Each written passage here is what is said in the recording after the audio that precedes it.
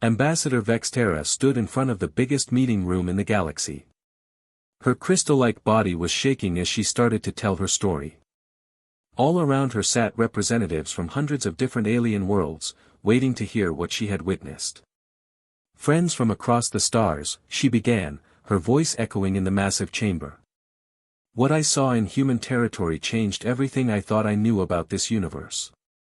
It broke every rule we've followed for thousands of years. She paused, collecting her thoughts. The memory still seemed impossible, even to her. 3 months ago, the celestial pantheon arrived at Earth. These weren't ordinary aliens. They were beings so powerful that entire civilizations called them gods.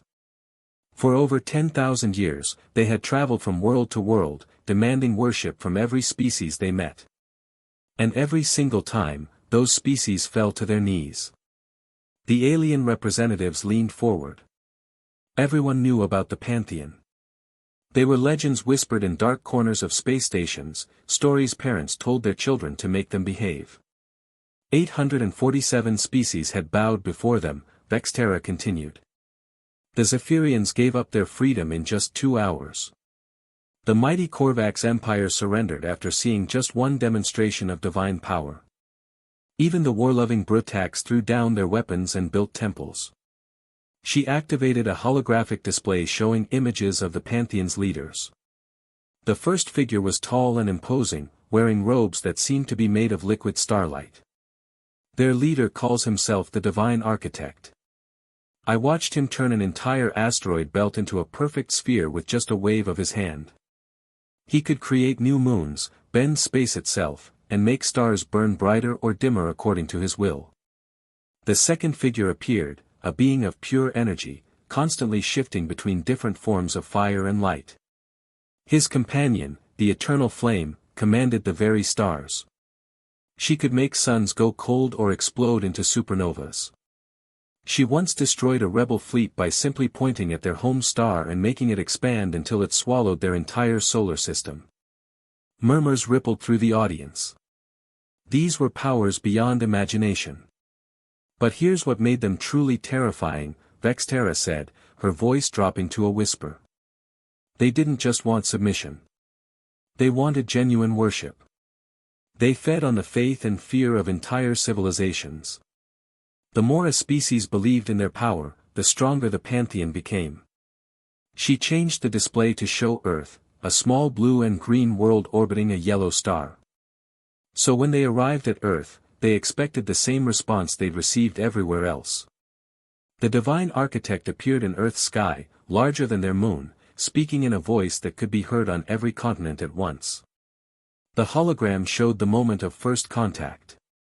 The massive divine figure floating above Earth's clouds, arms spread wide, radiating power that made the planet's aurora dance wildly across the sky. People of this world, the Divine Architect declared, I am your new God. Kneel before me, build temples in my honor, and I will grant you peace and prosperity. Refuse, and I will remake your world as I see fit. Vextera's crystal form flickered with what looked like amusement. The human response was unexpected. Their fleet commander, a man named Jack Mitchell, opened a communication channel. But instead of falling to his knees or begging for mercy, he started laughing. The alien representatives looked at each other in confusion. Laughter? When faced with divine power? Commander Mitchell actually laughed for a full 30 seconds before responding. Then he said, sorry, but we stopped worshipping invisible sky beings a few centuries ago.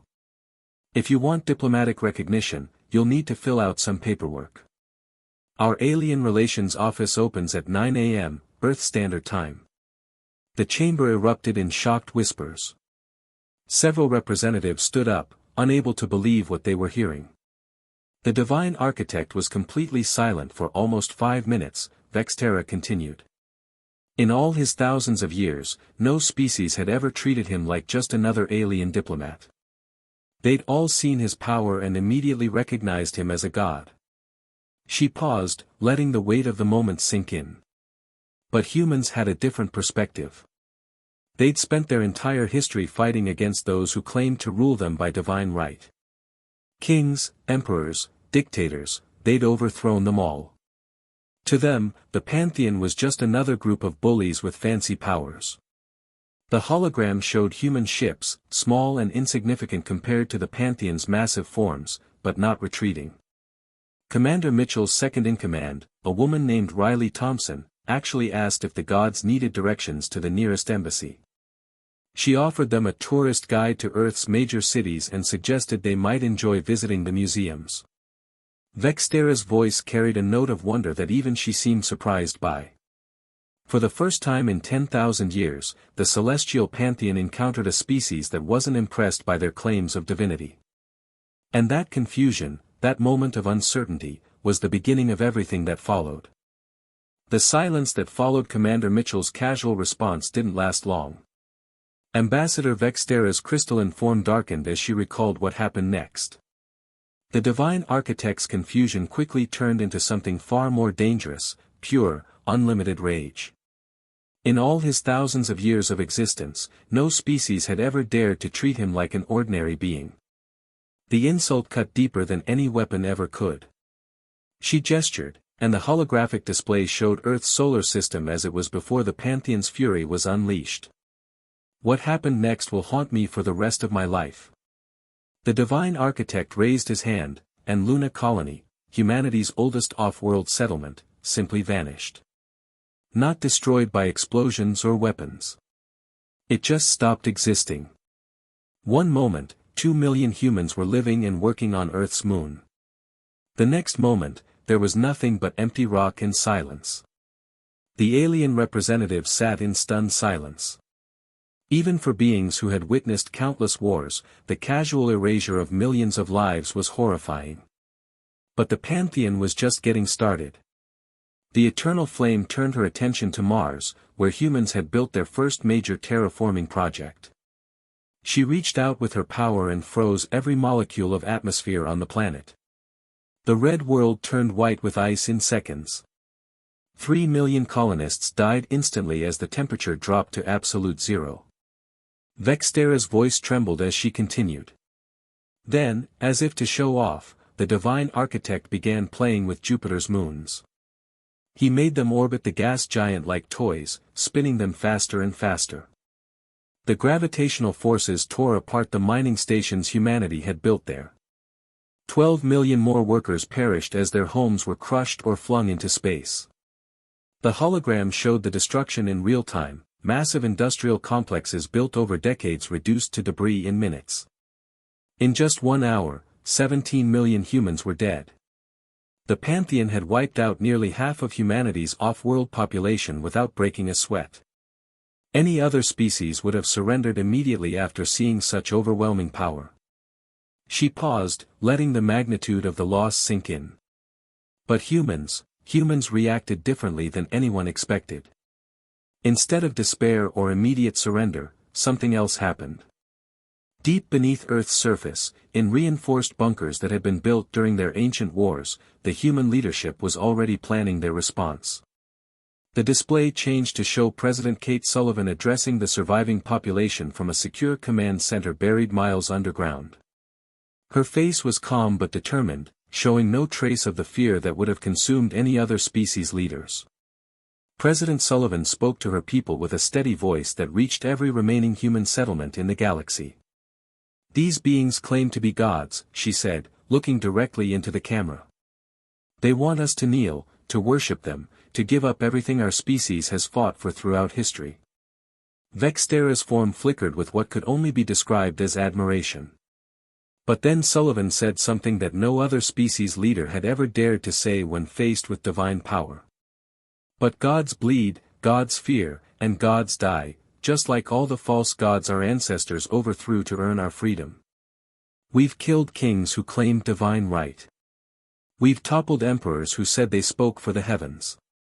We've defeated dictators who thought they were above mortal law. The alien representatives leaned forward, captivated by the audacity of the human response. While Sullivan was addressing the public, Admiral Beth Parker was mobilizing what remained of Earth's fleet. The human military had lost most of their off-world bases, but their home fleet was still intact. Parker gathered her officers in the command center and gave them their orders. The hologram showed the admiral, a weathered veteran with scars from previous battles, standing before a room full of military commanders. "We've fought tyranny in every form imaginable throughout human history," Parker told her officers. "Apparently, we missed a few." She activated the fleet's communication systems and began recalling every human ship from across the galaxy. Merchant vessels, exploration craft, scientific research ships, everything that could fly was ordered back to Earth. Vextera's voice carried a note of wonder that even surprised her. "What amazed me most was that not a single human commander questioned these orders. They didn't argue that the enemy was too powerful or that resistance was hopeless. They simply acknowledged their orders and began preparing for war." The display showed human ships from across the galaxy changing course, abandoning trade routes and research missions to return home. Within hours, humanity's scattered fleet was converging on Earth. But these weren't just military vessels. Civilian ships were being converted into makeshift fighters. Mining equipment was being repurposed into weapons. Even passenger liners were being fitted with whatever armaments humans could find. She gestured to show the growing fleet surrounding Earth. The Pantheon watched this mobilization with growing confusion. Every other species had surrendered after the first demonstration of divine power. But humans were actually preparing to fight back against beings who could reshape reality with their thoughts. Vextera's form brightened slightly. Admiral Parker sent one final message to the Pantheon before the real war began. It was broadcast on all frequencies, ensuring that every species in the galaxy would hear humanity's response to divine tyranny. The hologram showed Parker standing on the bridge of her flagship, looking directly into the camera. "You want to be worshipped as gods," Parker said calmly. "But humanity has a long tradition of dealing with false gods. We're about to add 2 more names to that list." Ambassador Vextera's crystalline form shifted as she continued her testimony, the memory of humanity's unconventional war strategy still filling her with amazement. What happened next defied every military doctrine known to galactic civilization. Any reasonable species would have tried to build bigger weapons or find more powerful allies. But humans took a completely different approach, one that no one saw coming. The holographic display changed to show sleek human ships moving through deep space, carefully avoiding direct confrontation with the Pantheon's massive vessels. Captain Rebecca Chen led what humans called ghost missions, deep space reconnaissance flights that studied the Pantheon's movements across the galaxy. Her ships were small and fast, designed for stealth rather than combat. While the gods expected humanity to build a grand fleet for a final battle, Chen's teams were busy learning everything they could about their enemies. The display showed human reconnaissance craft shadowing Pantheon vessels from impossible distances, recording every detail of their behavior.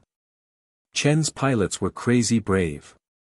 They would follow the gods' ships through hyperspace jumps, hide in asteroid fields for weeks just to observe a single conversation, and even infiltrate the Pantheon's sacred ceremonies on distant worlds.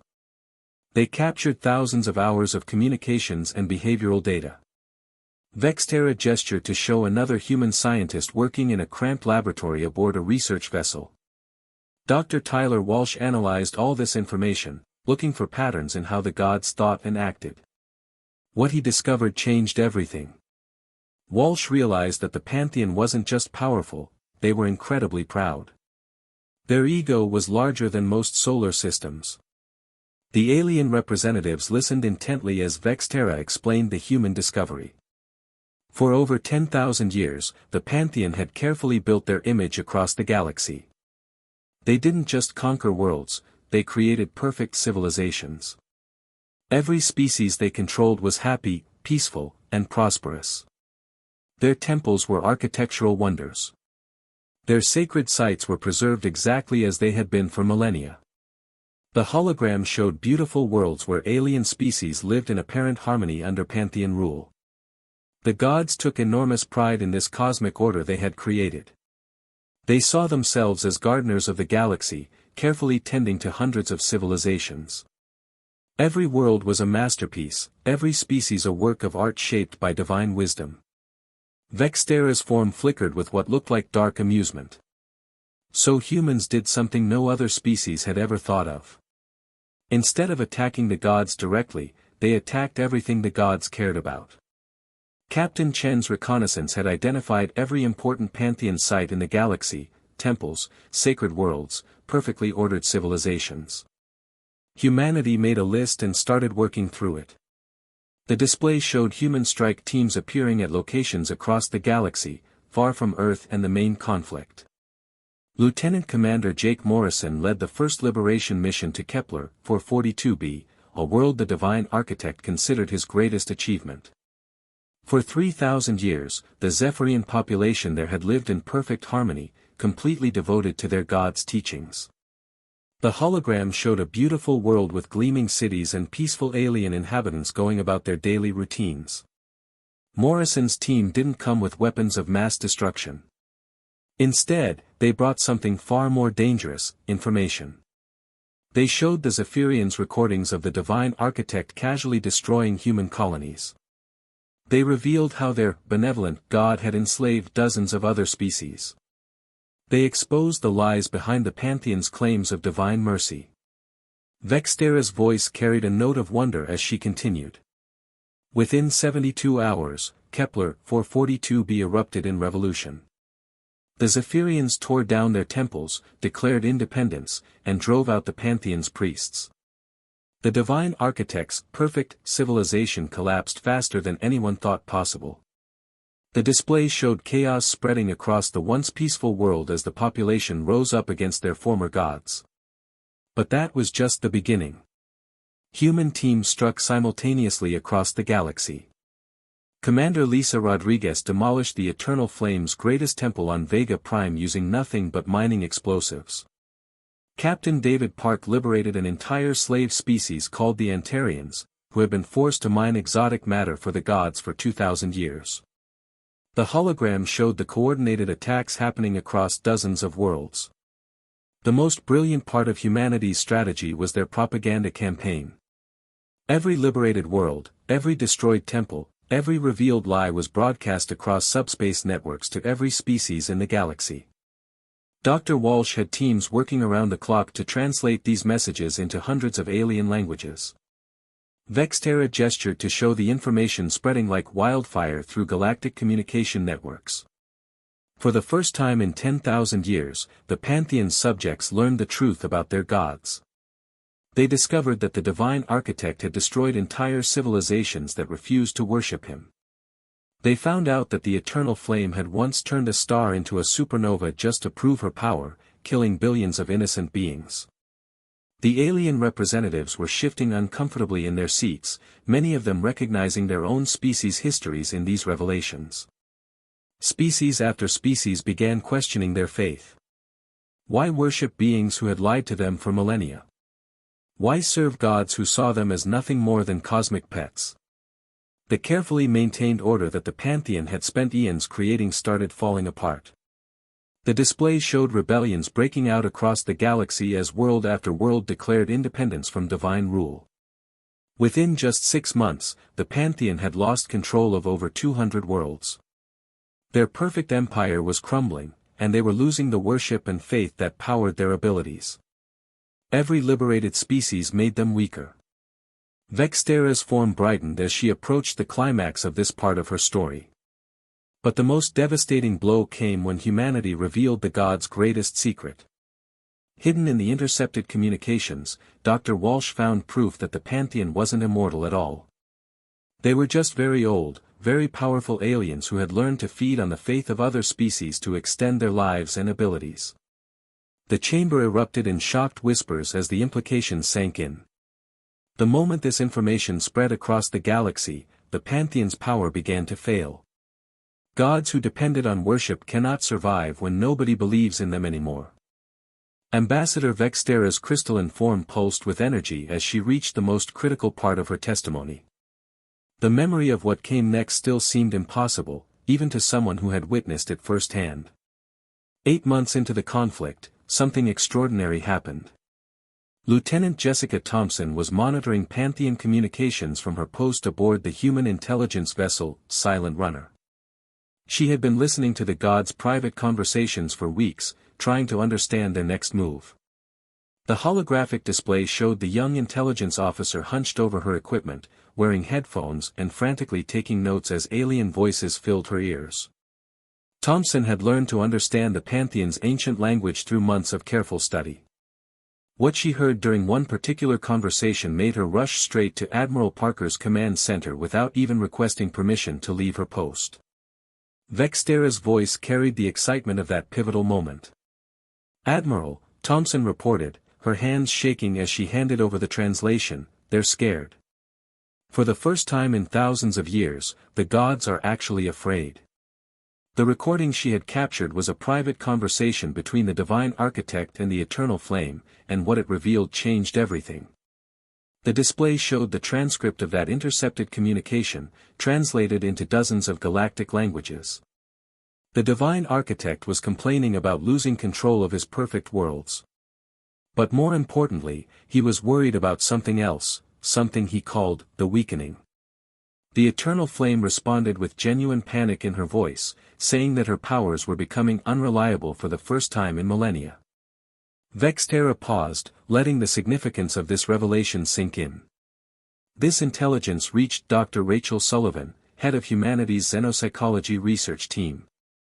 Sullivan had been studying the Pantheon's behavior patterns since the war began, trying to understand how beings with such power could be defeated by a relatively young species like humanity. The hologram showed Dr. Sullivan working with her team in a secure research facility, surrounded by data screens showing psychological profiles of the gods. Sullivan's breakthrough came when she connected Thompson's intelligence with observations from the liberated worlds.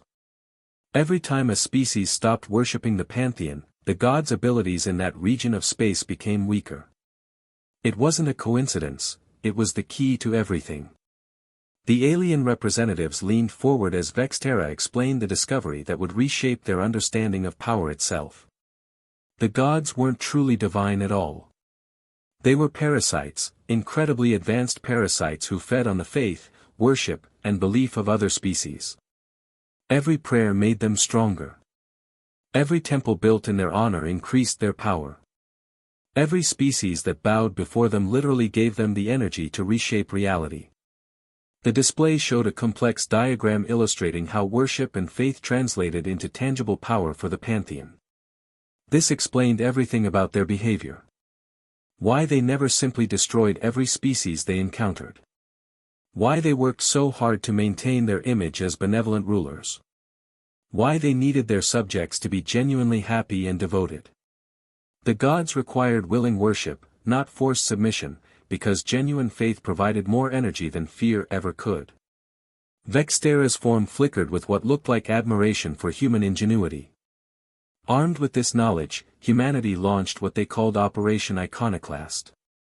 Colonel Amy Brooks was put in charge of the largest information warfare campaign in galactic history. Her mission was simple: destroy the gods' credibility across every world they controlled.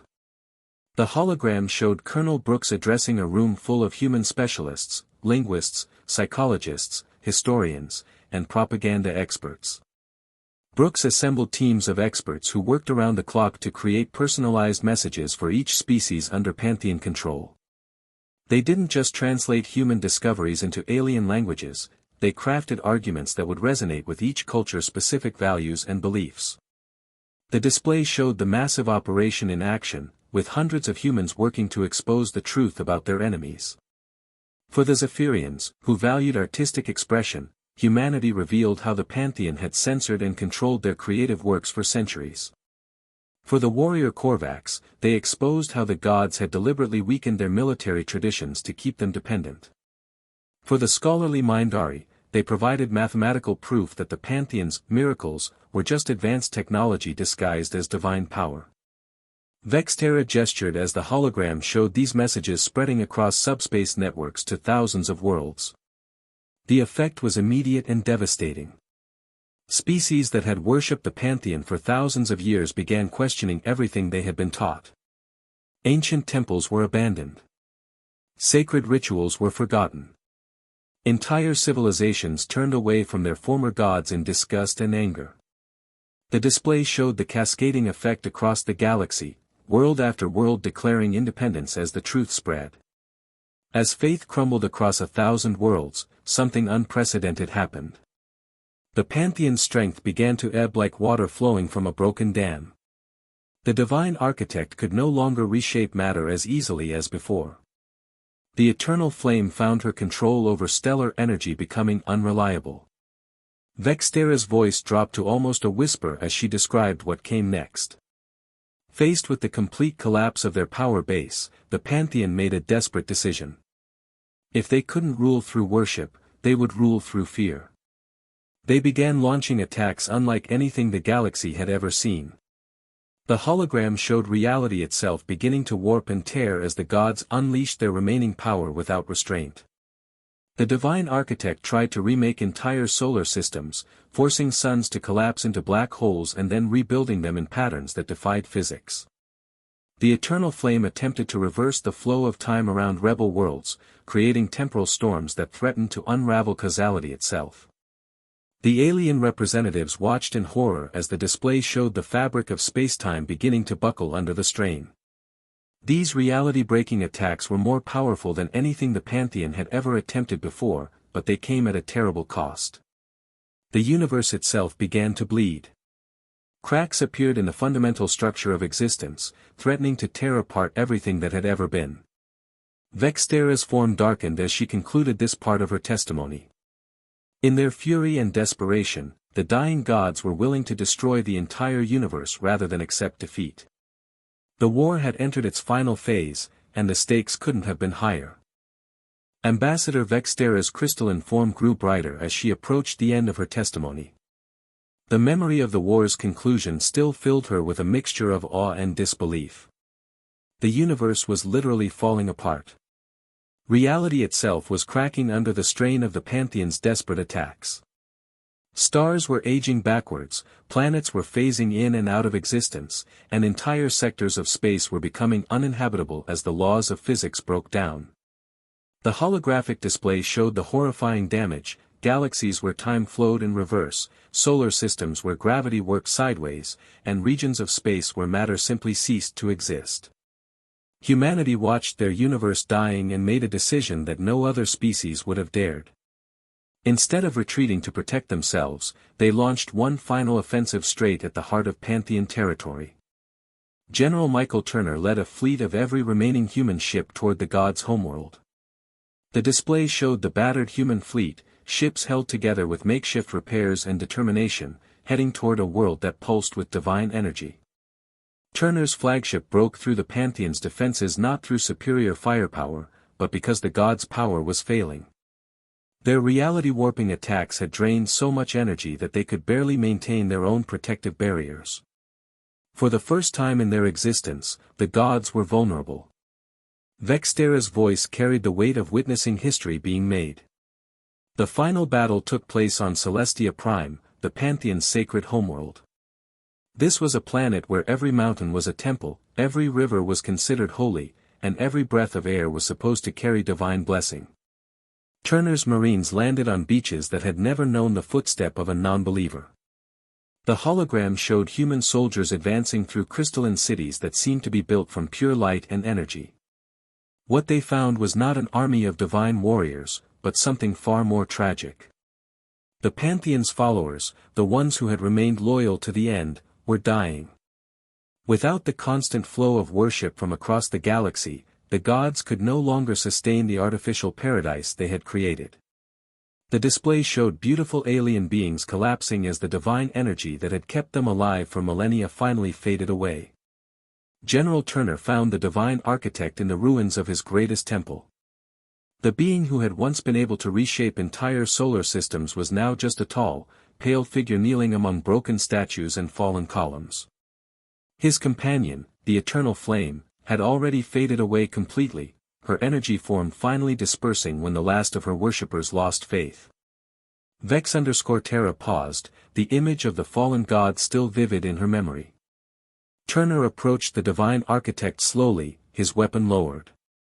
The former god looked up with eyes that had watched the birth and death of civilizations, and asked a question that revealed everything about the difference between humanity and every other species in the galaxy. The hologram showed the moment of surrender, the most powerful being in galactic history kneeling before a human soldier. "Why?" the divine architect whispered, his voice barely audible. "Why won't you just submit? Every other species saw our power and accepted their place in the cosmic order. Why do humans refuse to bow before those greater than themselves?" Vextera's form flickered with what could only be described as pride in the human response. General Turner looked down at the broken god and gave an answer that has become legend throughout the galaxy. "Because someone has to say no," he replied simply. "Someone has to stand up and tell tyrants that their power doesn't make them right. It doesn't matter if you're a king, an emperor, or a god, if you're oppressing people, someone needs to fight back." The alien representative sat in stunned silence as the implications of Turner's words sank in. The divine architect stared at Turner for a long moment, then did something that shocked everyone present. He smiled, not with bitterness or rage, but with what looked like genuine respect. "I understand now," he said. "We were never truly gods. We were just bullies with exceptional power. And every bully eventually meets someone willing to stand up to them." The hologram showed the formal surrender ceremony, with the last god in the universe signing documents that ended 10,000 years of divine rule. "That was 18 months ago," Vextera continued, her voice growing more serious. "Today, the 3 surviving members of the Pantheon live very different lives. They're refugees on New Geneva Station, a human-built facility in neutral space. They survive on basic rations provided by human charity." The display showed the former gods in simple quarters, looking like ordinary elderly aliens rather than cosmic powers. The divine architect gives lectures at the station's university, teaching galactic history to students who see him as just another interesting professor. His 2 remaining companions work in the station's library, helping researchers understand ancient civilizations. They've become curiosities, living relics of an age when gods walked among mortals. Vextera's tone grew more solemn as she prepared to deliver her final warning. "This is why I stand before you today, honored representatives. Humanity didn't destroy the Pantheon through superior technology or greater numbers. They didn't conquer them to claim their power. They did something far more devastating, they made them irrelevant."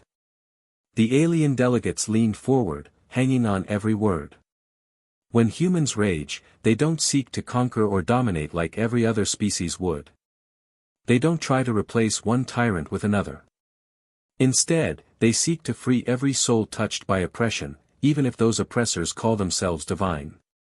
They fight not for glory or power, but for the simple principle that all beings deserve to be free." The hologram showed images of the liberated worlds, thousands of species now governing themselves for the first time in millennia. Across the galaxy, civilizations that had known only servitude for thousands of years are learning to make their own choices. The Zephyrians are creating art that the Pantheon would never have allowed. The Korvax are rediscovering their warrior traditions. The Mindari are pursuing scientific discoveries that were once forbidden as heretical. Vextera's form grew brighter as she delivered her final words. "But here's what terrifies me most about humanity. Their capacity for righteous anger is limitless. They will fight anyone who tries to enslave others, no matter how powerful those oppressors might be. They've proven that no force in this universe is beyond the reach of those willing to stand up and say no." She looked directly at each representative in turn. "So I leave you with this warning, honored delegates. Treat your people well. Govern with wisdom and compassion. Because if you don't, if you become the kind of tyrants who oppress others for your own benefit, humanity will hear about it. And when they do, they'll come for you next." The chamber fell completely silent as Vextera's final words echoed through the vast space. "I pray to whatever powers remain in this universe that we never give them cause to rage at us.